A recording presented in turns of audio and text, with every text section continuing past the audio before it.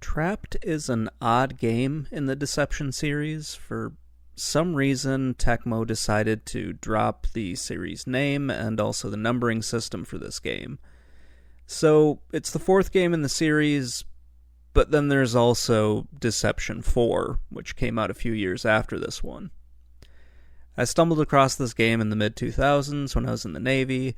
I was kind of excited about it because I enjoyed Kagero, Deception 2, and at the time I thought Deception 3 was pretty fun, even though I didn't make it very far in that one.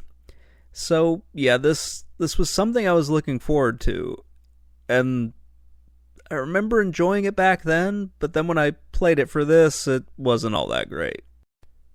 The story for Trapt is a serious improvement over the nonsensical one in the third game. Trapt is a straightforward revenge tale that takes, a few twists here and there, but for the most part, you're going from point A to point B. There's very little, divergence from that. Our story follows Princess Allura. In the opening cutscene, her father is killed by someone, and her stepmother blames her for it. So, there you go. It's very, cut and dry. Allura's trying not to die, well, hopefully a bunch of other people are trying to figure out what's going on off screen. That's usually how a lot of these Deception games go, where something will happen, and then your player's character will just run through a mansion killing people, while a whole bunch of others are figuring everything out off screen that you'll never see. It's an odd way to tell a story, but hey, why not? So, Allura flees with her friend/servant Rachel. They make it to a mansion that's very similar to the one in the previous games, which would make a lot more sense if any of these games had anything to do with each other, but they really don't. They're all sort of standalone tales.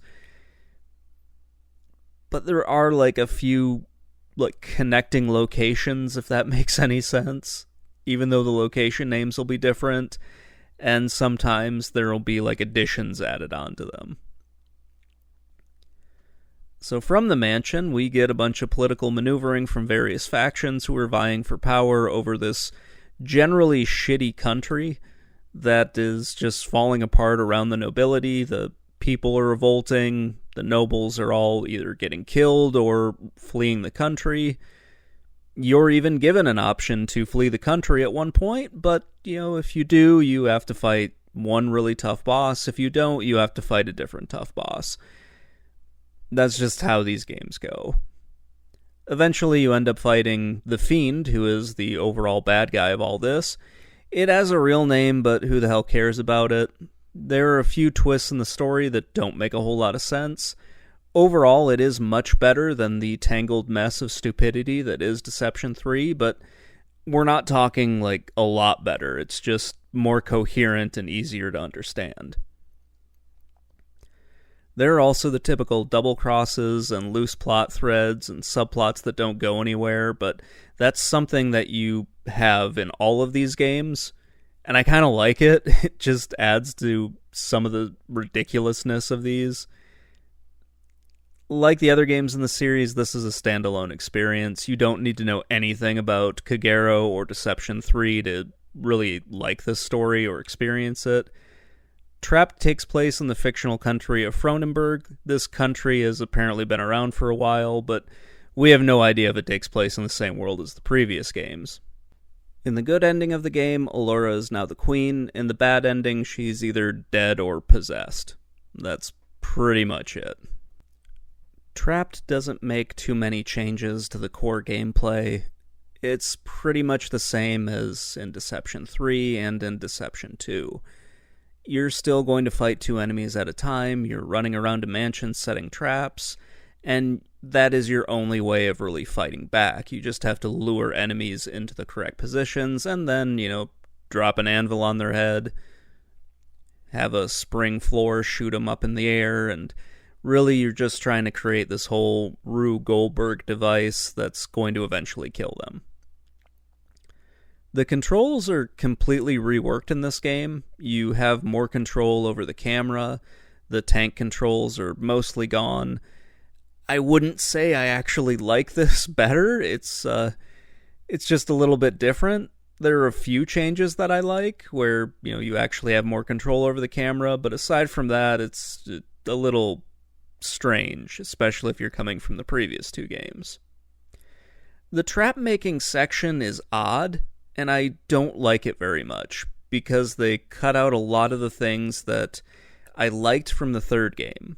Really, the trap making was one of the only things that I thoroughly enjoyed from the third game, and everything from that is gone and replaced with just something kind of basic that you would have seen in Kagero.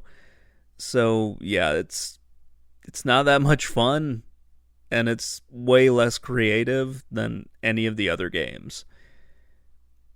It looks like you have to actually unlock more rooms in the mansion, which is really, really dumb. So you can either make more traps or you can unlock more rooms in the mansion. And I just find that really stupid, and I don't know why the developers did it. The enemy AI in this has somehow gotten worse, or at least that's the way it felt for most of this game, and it's a much shorter game than the other two.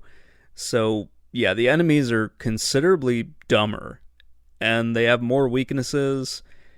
Thankfully, a few of them have gotten just way less powerful, so you don't have to worry about it too much. There's a lot of stuff that's just odd. One cool thing is the two characters from Deception 2 and Deception 3 are in this. So Rena and Millennia, they're unlockable characters in this game. That's kind of fun. I'm glad that they've just completely forgotten about the prince from the first game, because fuck that guy. We only care about the female protagonists, apparently, which, fine, whatever. I mean, if I have to watch somebody run around, I might as well stare at a girl's ass instead of a guy's ass while I'm playing this. Overall, the gameplay it's fun at first, but then it gets very repetitive. There are only 15 chapters in Trapt, which is about half of what there were in Deception 2 and Deception 3. It kind of makes it a little boring at times, because you don't have the same creative traps that were in the previous games, and things are just not as much fun as they probably could be, especially when everything is kind of smaller than it was before, and you just don't have really the ability to do a lot of the same stuff that you were doing before. I don't think this is, bad gameplay. It's just one of those cases where I want there to be more, and the game's just not giving it to me.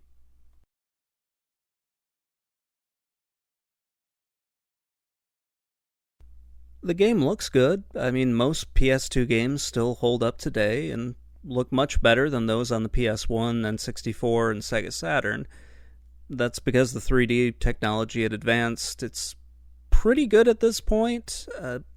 I don't really have a huge problem with this. It is a little dark at times, but nothing too bad. The cutscenes are good, especially since, this is on the PS2. Character models show more emotion than the PS1, which is great, even if I do love just the dead-faced looks from Kagero. I think it's better that they're actually showing some emotion here.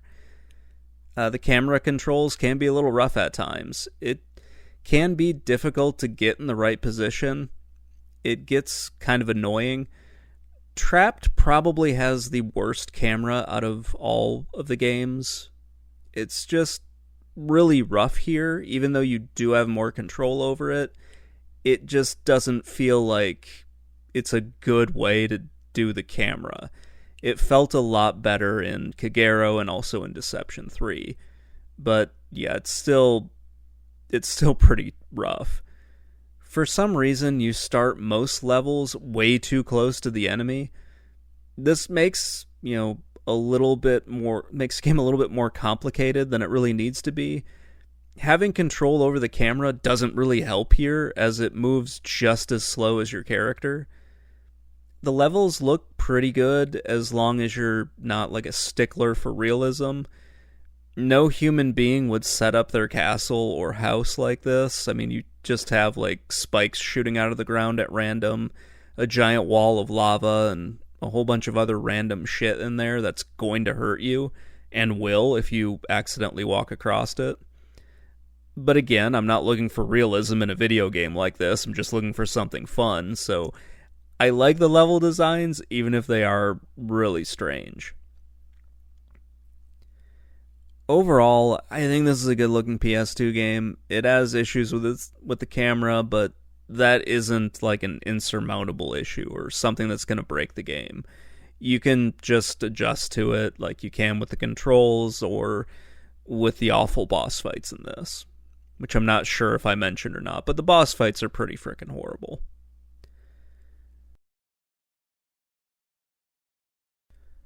If there is one big takeaway from the Deception series, or at least from looking at the worlds in each game, it's that everyone in these games suck. There are very few good people in the games, and when they do show up, they die pretty damn fast. No one in these games is on your side, and yeah, the best outcome for most of the characters in this game is to die quickly. It's a very dark series. There's very little hope in any of these games. It's just very, very sad when you go through them and you think, okay, well, maybe this will end happily for someone, and it usually doesn't. You're usually put in a situation where you have to kill the good people and the bad people indiscriminately, so yeah, there's that. Trapt is a very short game. It's between like 5 to 10 hours, which is considerably shorter than the second and third game. There's not really a lot of content here, and what is in this game isn't anything different from what you've seen in the previous two. It's actually a step backwards from the third in some areas. While its story is way more coherent, the gameplay, I think, is not as good as the third game. Which, yeah, I don't know. But I kind of like the third game just to laugh at it because its story is so dumb. With this one, I can't really do that. And I kind of wish that I had the gameplay from the third game here. I remember liking this game when it was released, and going back to playing it for this, I'm not really so sure. Anyway, that's going to wrap things up. Let me